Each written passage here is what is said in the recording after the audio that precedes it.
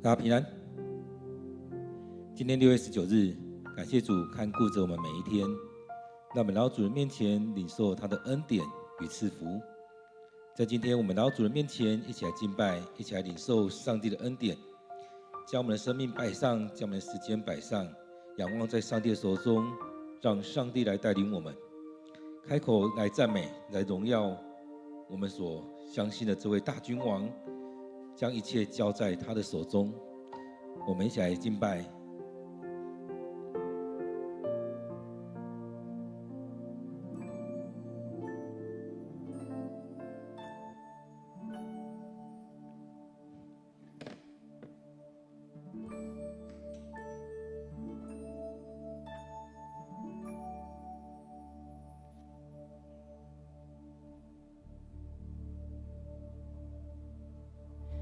将你的光照亮在我们身上，让我们在你面前毫无隐藏。打开我们的心，我要看见你的国度就在这里彰显，将你的光照亮在我们身上，让我们在你面前毫无隐藏。打开我们的心，我要看见你的国度就在这里彰显。在你光中，我的见光，在你里面有丰盛盼望，荣耀荣耀荣耀荣耀圣洁大君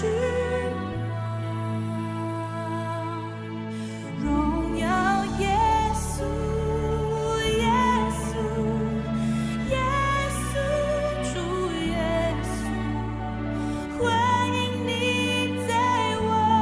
们中间，荣耀耶稣耶稣耶稣主耶稣，你是配得荣耀大君王。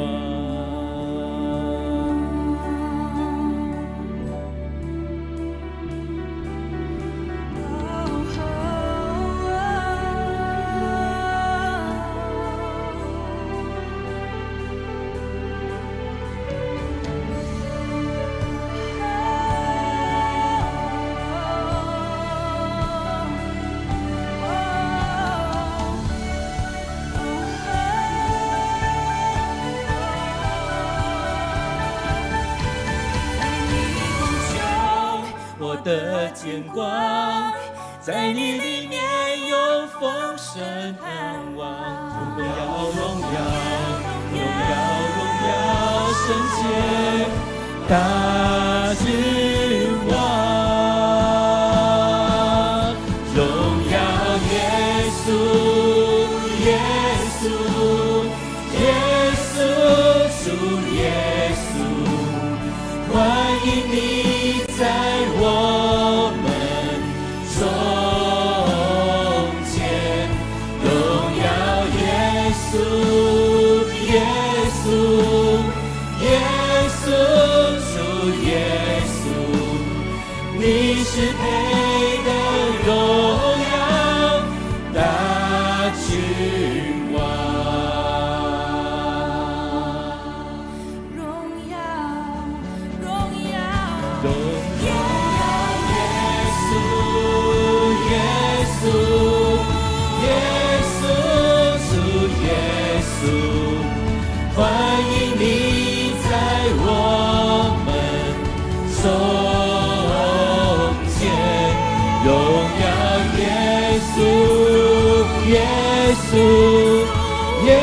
稣，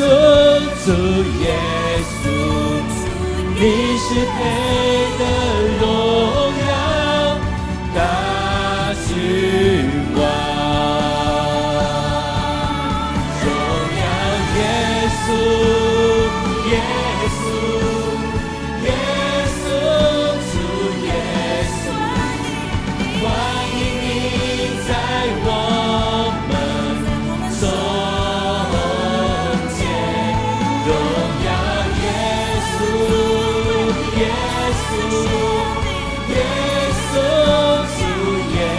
稣，你是配得荣耀大君王。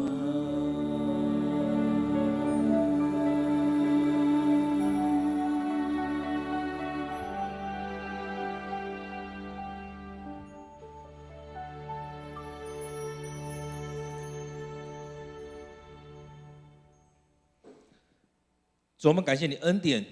你祝福在我们当中，你带领我们，让我们去经历你的荣耀在当中来彰显，你的大能要在我们当中来彰显。主，让我们降服在主你面前，单单的仰望你，单单的寻求主你的面。主啊，愿你的光照亮在我们身上，让我们毫无隐藏。因着主你与我们同在，我们经历主你的圣洁与怜悯。主啊，让我们成为圣洁，因为你说你是圣洁的，也要我们成为圣洁。主，让我们在每一天当中去经历你，让我们在每一天当中寻求主你的面。愿主你恩典临到我们，感谢赞美你。主，我们要将今天的聚会仰望在主你手中，愿主你大大的赐福，愿主你浇灌能力在我们身上。主，我们要将今天的聚会、今天的聚集仰望在主你面前，愿主你与我们同在，愿主你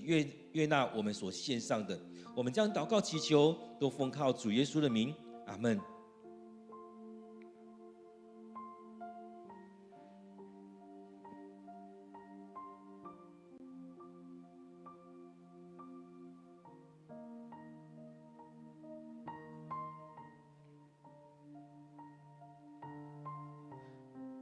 大家平安。今天6月19日，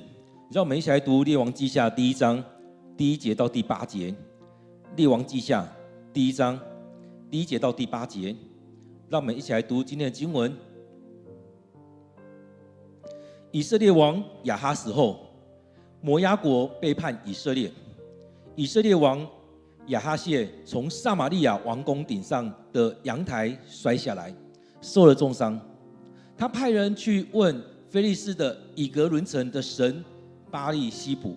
要知道他能不能康复。但是上主的天使吩咐提斯比人以利亚先知去见亚哈谢王的使者，只问他们：你们为什么去求问以革伦的神巴力西卜？难道以色列没有上帝吗？你去告诉王，上主这样说：你无法从你养伤的床下来，你一定会死。以利亚遵照上主的命令做了。使者回到王那里，王问他们：你们怎么回来了？他们说：我们遇见一个人，他叫我们回来告诉王，上主对你这样说：你为什么派人去求问以革伦的神巴力西卜？难道以色列没有上帝吗？所以你无法从你养伤的床下来，你一定会死。王问：那来迎接你们的人是什么样子？他们说：他穿着兽皮的外袍，束着皮带。王大叫：他是以利亚。我们今天经文在列王记下第1章第1节到第8节，让我们再用些时间来读今天的经文，来默想，来领受今天的经文。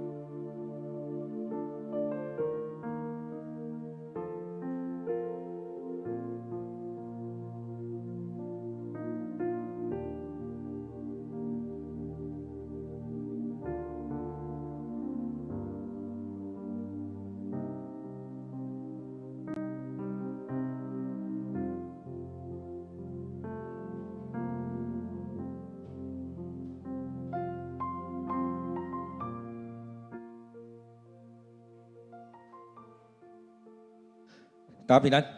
在今天经文当中，我们又回到列王记，在列王记下这当中，又开始是另外一个阶段。所以前面的记载，从耶罗波安，从所罗门进到耶罗波安，一直进到了亚哈，最后停在亚哈的部分。在列王记下，我们看到他从亚哈王开始，他死后之后，接下来的一些状况。其实亚哈王他，其实我们真的去看他历史的话，应该可以看到他有许多丰功伟业，他也做了许多事情。在他当中，其实很多王我们看到他在圣经里面所记载的，好像都不是很好的状况，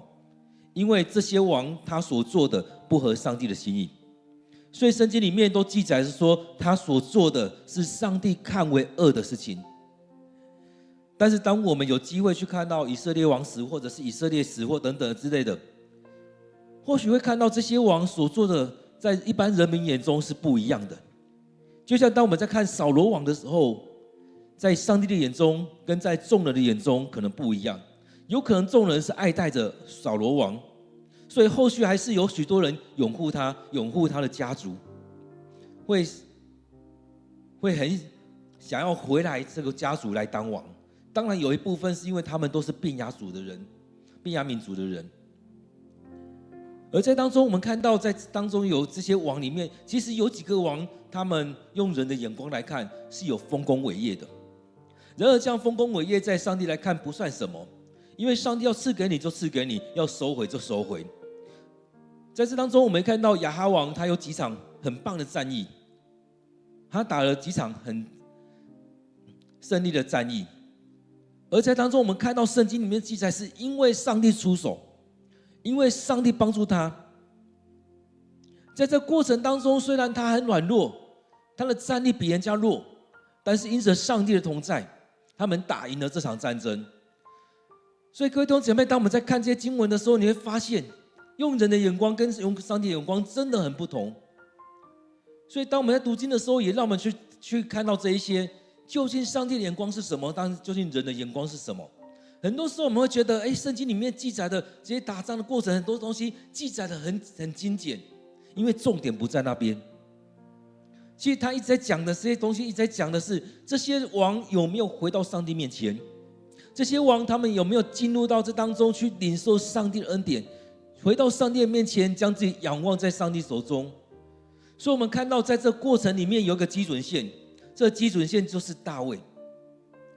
所以不管是在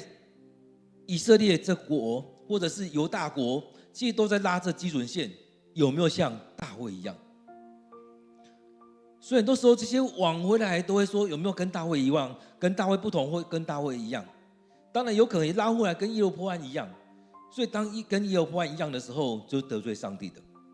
跟大卫一样的时候，就是回到上帝面前来敬拜上帝。因此在当中我们看到这样很特别，在进入到这个状况里面的时候，虽然这个王他做了很多很棒的事情，但是他得罪了上帝，他把巴力引入这个国家，他把巴力这信仰整个带进到这个国家，而且还把亚斯他路女神也引进来。所以这当中不只是让这些人民走偏了而已，而且是整个带走了，远离了上帝了。然而在当中我们可以看到，这里面还是有一些先知，俄巴底亚先知，或者是上帝所保守这些先知，这些人民们，这100个先知，这7000个人归顺上帝，没有拜过巴力或其他的，所以上帝依然顾念这个家族。我们来看今天的经文讲到说，以色列王亚哈死后，摩押国背叛以色列。所以我们看到其实不只是我们现代而已，现代我们很多人是跟某些人是有这样情感连结的。就像以前我们在大专的时候也是一样，在讲到这些闭气是跟他以前带他的辅导是有这样情感连结。当这样的大专工作者一换人，这些闭气有的就已经没了，因为他是连结到这个大专工作者这个牧者，所以就瞬间就跟大专好像没有多少的感情。所以就有很多人就是如此，但是我们常来说的，不是要跟那个人连结而已，而是需要回到这当中去跟这个中心，去跟这个教会，更重要是要跟这个上帝有连结。所以在我们生命里面，你是要跟什么有连结？你跟人有连结的时候，很容易就会在当中有出状况。在当中跟人有连结的时候，你可能因为他，你更喜欢来到教会，但是有可能因为他或因为其他人让你跌倒了。就像学生时代一样，很多学生因为喜欢这个老师，所以用力的读这科，而因为不喜欢那个老师，所以某一门课就不读了。所以当中落差很大，甚至有很多人，有些老师也会有这样的感觉：为什么那个人的课你可以考个90、100，而我的课你只有考个40、30？你是不是看不起我？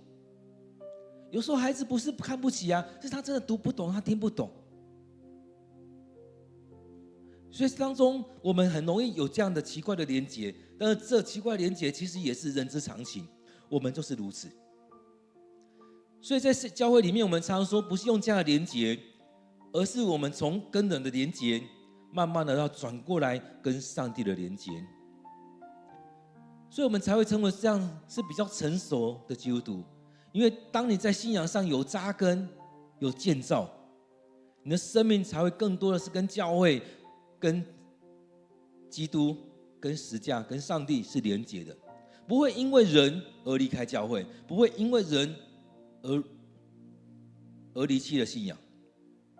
当然，我们信仰很好的、很成熟的基督徒，依然会因为一些人而跌倒，因为一些人而软弱，但是不会因为人而全盘打掉。所以我们看到今天经文里面所提的就是这样：亚哈王死了之后，过去的誓约好像就没了，因为我是跟这个王有美好的关系，我跟这个王有建立一些关系。有可能他觉得看不起你们的小孩子，这个王很厉害，但你的小孩也马马虎虎而已。这边提到摩押国背叛以色列，所以这当中可以看到摩押以前是在以色列之下的，让他叛变的，可能在这过程当中他已经壮大了，所以他也不再需要他了。或许他会畏惧亚哈跟耶洗别，但是这当中亚哈过去了，他觉得这约要从前了。然而在当中我们看到亚哈的孩子以色列王亚哈谢从撒玛利亚王宫顶上的阳台摔下去，受了重伤。我们不知道他为什么，有可能坐在那边看夕阳，有可能在那边也想要怎么样。然而当中可能从2楼掉下去，跌倒了，受了重伤，摔到哪里我们不晓得。但从2楼掉下去，可能他有点挑高，3楼高掉下去，有可能在这样高度掉下去，受了重伤，不知道怎么处理，可能骨折了，可能肋骨重创，受了重伤。所以他们很自然的派人去到以革伦城去求问巴力西卜，要知道他能不能康复。所以派人去到那边，要知道他能不能康复。所以在这个过程当中，我们看到上帝怎么去看待这些事情，我们看到这些人他怎么去看到这些事情。他受了重伤，但是他的生命，虽然这是以色列，这是上帝所拣选的子民，但是我们可以看到，在这些子民当中，这个王他的过去是怎么样？他的爸妈是引进巴力跟亚斯他路女神的，是引来这其他的神明来的。所以他们很自然的就随从了他的父母的信仰。所以也在想，我们为什么父母的信仰很重要？我们如果有建造起来，孩子就可能跟着我们一起往前。我们要活出来，不是叫孩子你要去读经，你要去主日学，你要怎么样？但是我们看到这个父亲、这个母亲，他们一直在拜这些神的时候，很自然会带着孩子去拜那个神，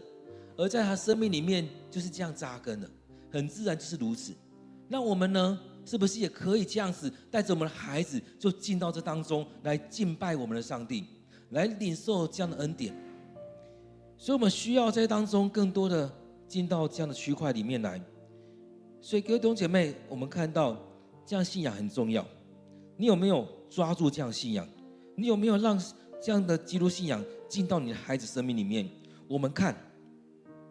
亚哈谢就是如此。当他遇到急难的时候，他第一个就先找他父母的神。所以这两个区块让我们去思想。第一个是站在基督信仰当中，会看到当人走偏了，他就一直偏。我们没有把他带到主面前，那个人就很难回到上帝面前。第二个，用宗教信仰来看，如果你父母将持续带着孩子来到这个神明面前，就像亚哈跟他的太太，把全国人都带到巴力这些神明的面前，人们就自然这样子，而他的孩子也自然是如此。那我们是不是也是可以这样子，把我们的孩子从小就培养他，让他在上帝面前领受这样恩典？我们看到有很多孩子也是一样啊，虽然他国中、高中就慢慢脱离教会了，但是当他到大学或者出社会等等的，虽然他以前没有在教会，但他离开之后，他依然会进到教会里面，因为这是他过去的信仰，他爸妈带给他的。在他软弱无力的时候，也很自然的就回到教会。但他周遭里面有很多拜其他神的，就像很多我们这些民间宗教的朋友在当中会跟他说啊，你要去改运啊，你要去这盖啊，你要去拔杯啊，什么之类的。但是他的生命里面有可能他已经扎根，会跟别人说我是基督徒。很自然的他会回来寻求上帝的心意。这就是我们在做的主日学教育，从小就要这样去扎根，非常重要。在当中这样扎根的时候，才有办法好好带出信仰的下一代。所以当中我们看到他是这样去做，他很自然的跟着他的父母这样去，而在当中不只是求自己这当中在国里面所设立的这些祭坛去求问这些巴力而已，是回到溯源地发源地，去到以革伦那边去问巴力西卜，要知道他能不能康复。所以当中我们看到中国里面有一些宗教佛教等等的，他们有时候还是回到那发源地去取经。有时候我们会觉得哪个地方比较灵，那基督教呢有时候也是如此啊，也会觉得约旦河好像有上帝的同在，回到耶路撒冷那边有上帝同在。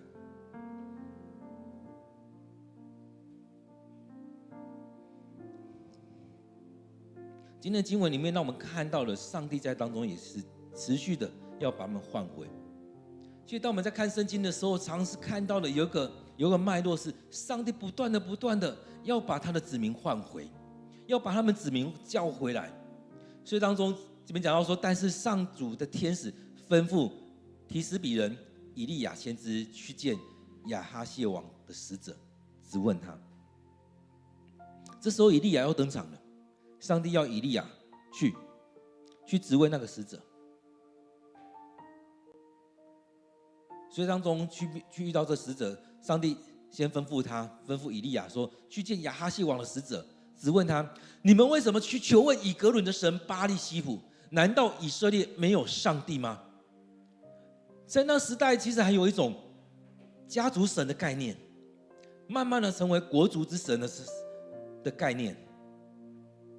所以这当中所带出来的，就让他去对这些人讲，对这使者，要这使者把这讯息带回去。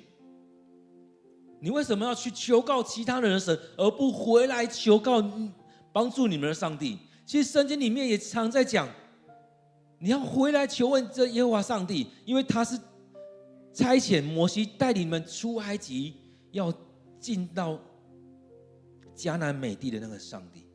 这边也在讲说，你为什么要去求问那一个外来的神？那一个神为什么要去求问那些？你们自己没有神吗？你们自己没有神吗？其实也在唤起你们，是不是忘记了这个上帝从以前到现在持续的帮助你们？你们忘记了吗？这个神有帮助你们什么吗？你忘记了吗？在那时候以利亚的时候，在以利亚的时候，上帝胜过了那些巴力跟亚斯他路女神这几百个先知。你们觉得他是风雨之神，你们觉得他是火神，但是过去这2-3年没有下雨啊。你们觉得他是火神，你们拜了半天，一整天降下来，没有火降下来啊。这样没有能力的神，你依然要去找他吗？我让你们看见我的大能，你们却不来找你们家族的神。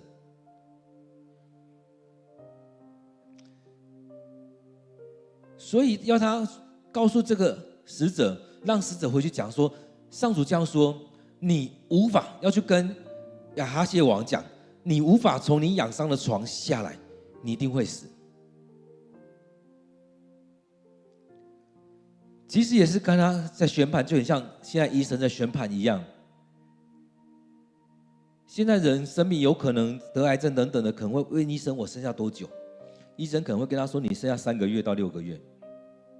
这时候也类似一样，可能跟他说你剩下3个月，剩下1个月，你就好好躺在床上吧，下不来了。以利亚遵照上主的命令做了。而在当中，我们看到使者回到王那里，王问他们：“你们怎么回来了？你们怎么回来了？”所以去到以革伦可能要好几天的时间，但是没想到1-2天就回来了。所以王就觉得很奇怪啊，不是要花这么长的时间，你们怎么这么快就回来了？所以在当中，我们看到上帝在当中插手了，阻挡了他们去找以革伦那边的巴力西卜，所以他们很快就回来了，因为他们折返点变近了。出门不久就遇到以利亚，所以他们说：“我们遇见一个人，他叫我们回来告诉王，上主对你这样说：你为什么派人去求问以革伦的神巴力西卜？难道以色列没有上帝吗？所以你无法从你养伤的床下来，你一定会死。”所以这当中，让我们看到使者就是如此。上主差遣以利亚，让以利亚去对那地方的人说话。上主差遣以利亚进到那当中，对这使者说话。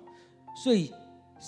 以利亚就把上主要他讲的去跟这使者讲，而这使者也把他从以利亚那边听到的原封不动的搬过去给亚哈谢王。所以这就是使者的工作，而这也就是先知的工作。使者或许也是一个信差，也就是把话带过去，把话从 A 带到 B， 这也就是一种沟通，一种联系。以前的人透过人去带话，后来透过信件，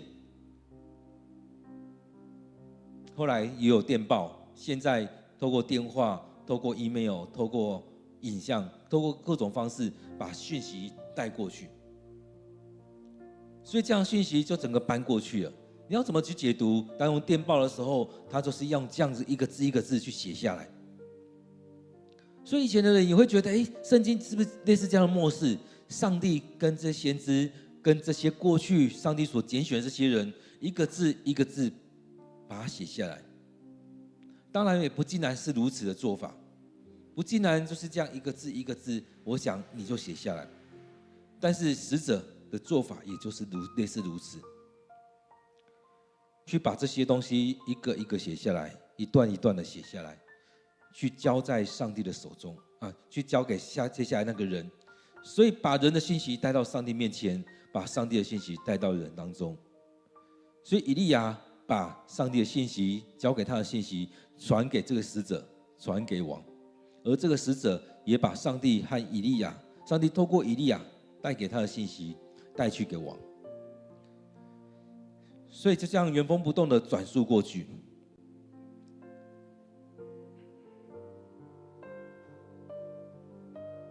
所以这当中我们看到，或许有些人会觉得哇，很悲惨哎，就这样子没有机会了。而这个王他也要确认一下，对你说话的人是谁，他就说：“那迎接你们的人是什么样子？”他们说：“他穿着兽皮的外袍，束着皮带。”这个王可能跟着他父亲，所以在小时候也看过以利亚，所以这时候他直接的反应就是他是以利亚。他可能惊了一下，他是以利亚。这个有能力的先知就在我们当中，他可能就这样惊了一下。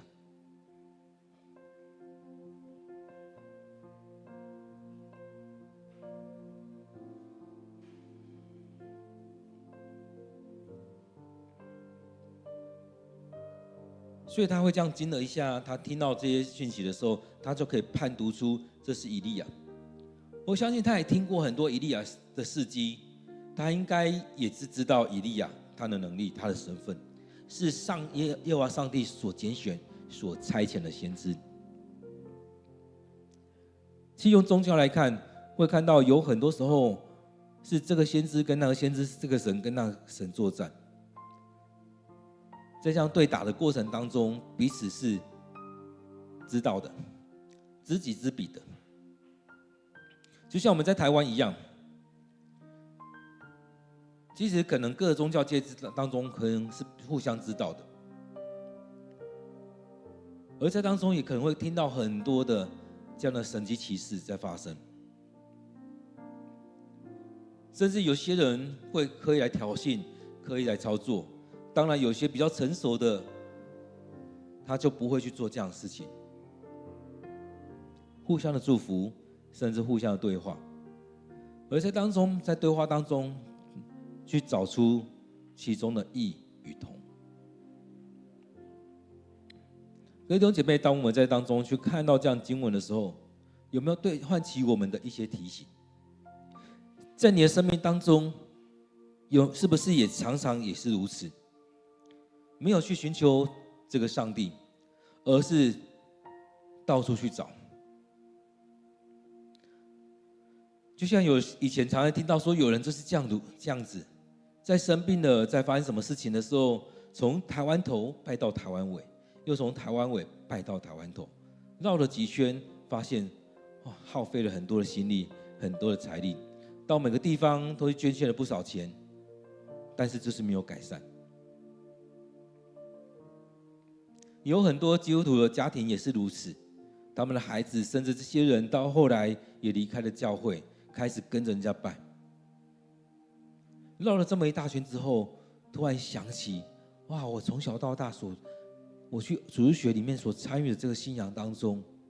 我就是没有回来找上帝。有些人也是这样绕了一大圈之后，回来上帝面前痛彻心扉，求上帝赦免。因为在生命当中一直在寻找一个神，一直在寻找，但是却忘记了从小到大与他同在、帮助了他的上帝。其实有很多人都是如此，就觉得看不到啊，看不到我要拜什么，我要信什么。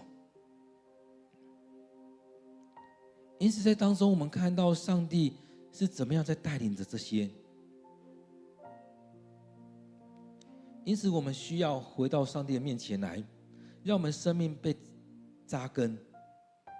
在当中一步一步的建造起来，而在当中也不断的数算上帝的恩典。因为我们没有数算上帝恩典，我们就很可能随时会离开，因为就觉得哇，日子每天这样过。就像我们曾经有些人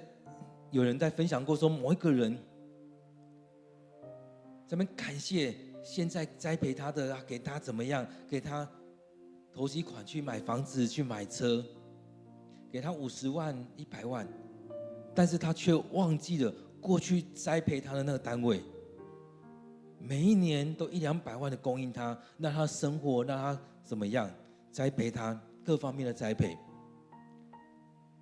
但是一转眼没有感谢，甚至批评过去这个单位。然后进而一直感谢现在这个，哇，感谢你。我们常常是如此，这当中我们就觉得很可惜，你只会感谢这个，但是你没有感谢过去的，因着过去的栽培，因着过去这些，我们只会看见眼前，但是没有看到这上帝持续与你同在。所以当我们持续数算恩典的时候，你就会看到生命当中的点点滴滴，上帝都与你同在，都祝福着你。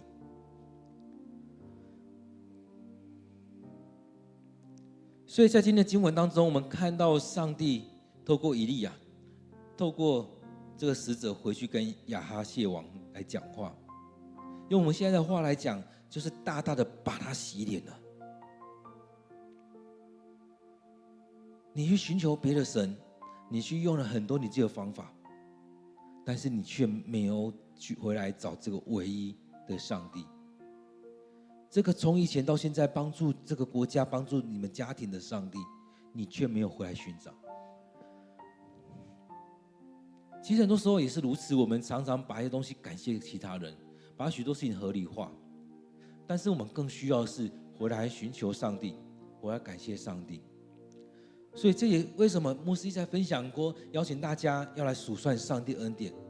我们可以常常的回到上帝面前来数算恩典。其实这也像是我们以前在神学院的时候，在学期末都会有一个数算上帝恩典的单子。其实可以直接这样讲，当真的要数算恩典的时候，很不容易。当我们每次在那边数算恩典的时候，就在那边想，到底我要感谢什么？要回顾过去的这一个学期，其实有时候忘记了。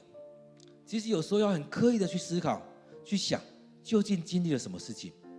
那时候在教会服事，在教会实习，在平常生活当中，在看见上帝的预备的过程里面，这点点滴滴都有上帝的恩典。走到现在回头看，有许多上帝的恩典，但是我们常常走到某一个阶段的时候，会把上帝抛在一边，你不要再管我了，会觉得别人比较好。就像以前人常会说，外国的月亮比较圆。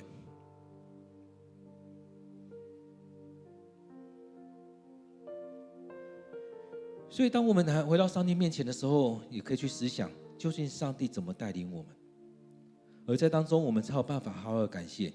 所以当我们在祷告里面，我们常常是在感谢赞美上帝的时候，我们的生命就会在当中不断的去经历更多的恩典，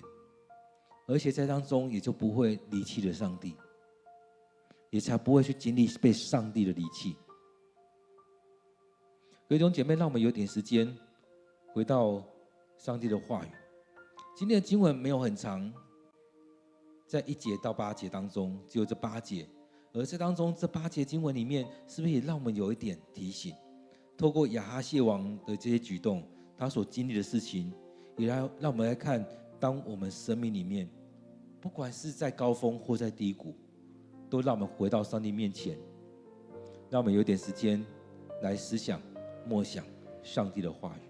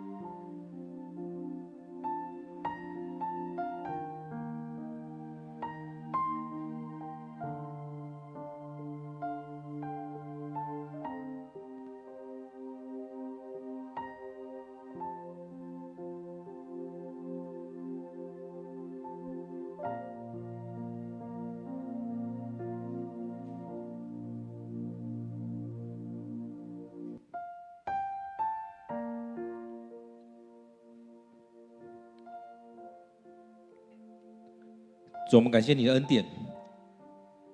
当我们每次读经的时候，就是被你提醒；当我们每次读经的时候，就是主你的话语进到我们当中来帮助我们，让我们更多的被你唤醒，不再是陷入在某个境况里面，而是在当中要领受上帝你的恩典。主啊，提醒我们，让我们在当中不离开你，让我们更深的去经历主你的同在，上帝你的恩典慈爱在我们当中。主，我们要将今天的这段经文放在我们的生命里面，让我们不离开你，让我们不经历这许多的事件，而是更多的去经历上帝你的赐福与恩典，让我们在当中去经历上帝你的恩膏与膏抹。主要让我们不再遇见这许多试探，不再遇见这许多的问题，而是让我们仰望在主你面前。或许我们要喝这苦杯，但是那周围的人要喝那更苦的杯，而且要喝得干净。主，我们生命里面或许也会遇到许多的试炼跟挑战，但是也让我们在当中不断的数算你的恩典，在当中不断的去经历上主你的恩典与赐福。主，我们要将今天的经文仰望在主你手中，愿我们所领受的成为我们生命的粮食，成为我们的帮助。感谢主你的恩典。主，我们将今天的聚会仰望在主你手中，愿主你恩赐在我们当中，不论在教会或在线上参与聚会的，都愿主你赐福。感谢主，我们将祷告祈求的奉靠主耶稣的名，阿们。愿我们每天都能够有一段时间来到上帝面前，给上帝空间，给上帝时间，也就是将我们自己摆上线上，来到上帝面前，让上帝将你分别为圣，赐福给你。愿上帝赐福于你。